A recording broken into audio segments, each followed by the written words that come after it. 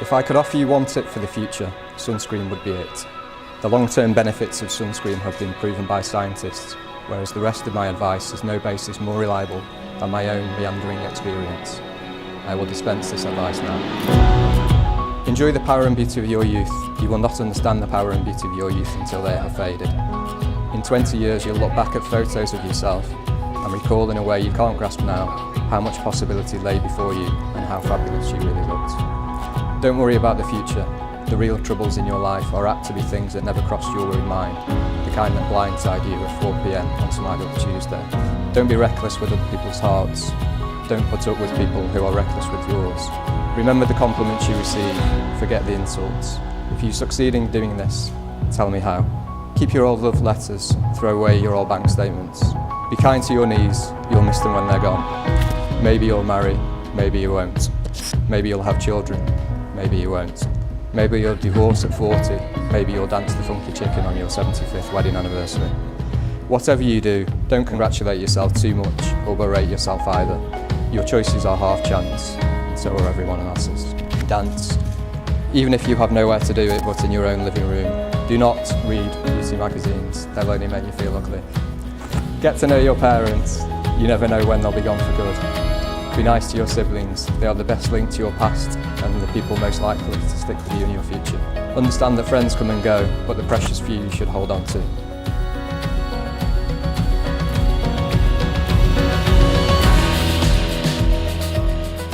Accept certain inalienable truths. Prices will rise, politicians will philander. You too will get old, and when you do, you'll fantasise that when you were young, prices were reasonable, politicians were noble, and children respected their elders. Don't expect anyone else to support you. Maybe you have a trust fund, maybe you have a wealthy spouse, but you never know when either one might run out.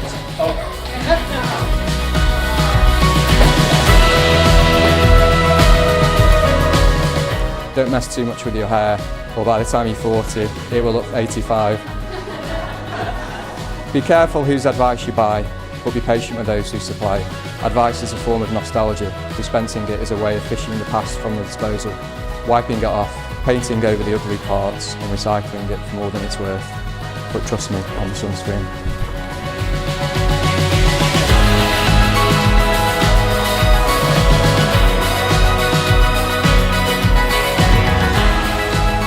We get old and get used to each other.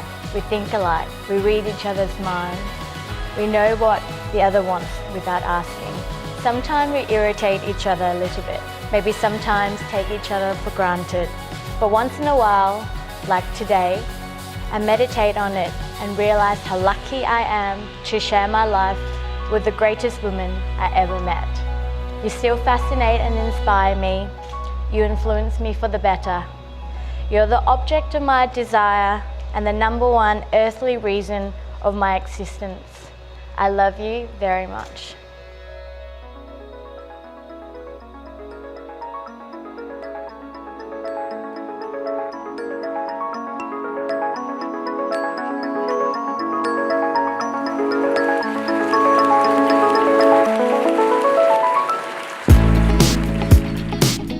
It's hard to imagine, unless you've been on the cold face of it, how much effort Lucy has put into today. The meticulous planning, military planning that I've witnessed from the sofa while she's been cracking on with lots of things.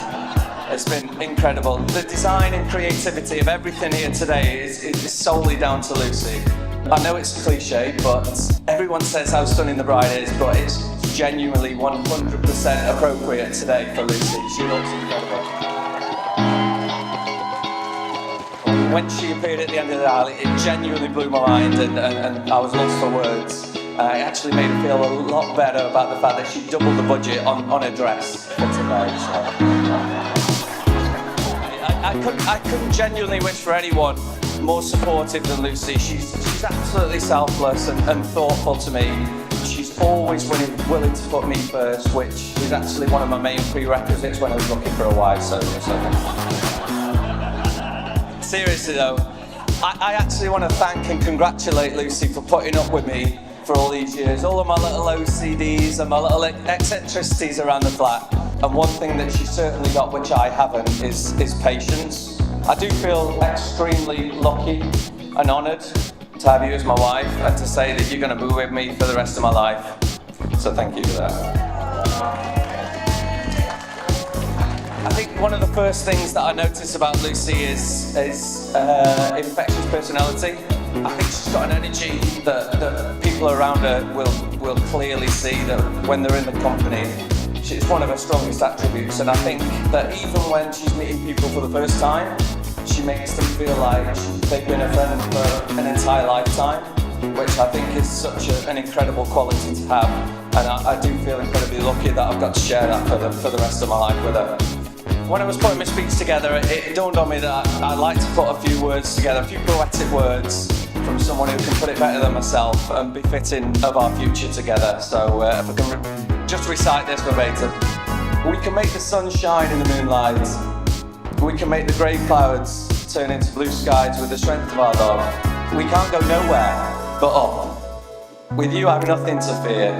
We'll take it to the sky, past the moon, to the galaxy, as long as you're with me. Baby, we can't go nowhere but up. And that, ladies and gents, from one of the greatest wordsmiths of our generation, Justin Bieber.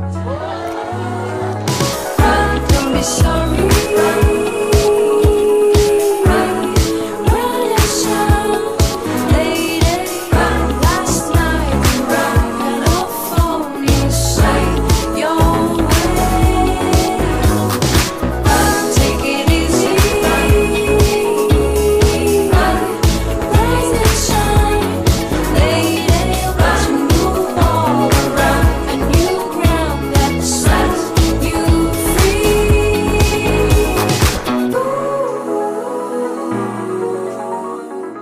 Ooh.